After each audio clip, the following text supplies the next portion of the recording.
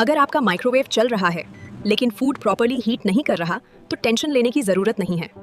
कई बार प्रॉब्लम सिर्फ किसी छोटे पार्ट या इंटरनल कंपोनेंट की होती है। चाहे अनयूजुअल साउंड आ रही हो, स्पार्क्स आ रहे हो या डोर प्रॉपर्ली क्लोज नहीं हो रहा हो, हर प्रॉब्लम का सलूशन होता है। इसीलिए डायल एंड सर्च है जो एग्जैक्ट प्रॉब्लम को आइडेंटिफाई करके सही तरीके से रिपेयर करता है। हम आपके माइक्रोवेव को फिर से पहले जैसा परफेक्टली वर्किंग बना देते हैं। प्रॉब्लम को इग्नोर मत कीजिए, आज ही dial and search service book कीजिए।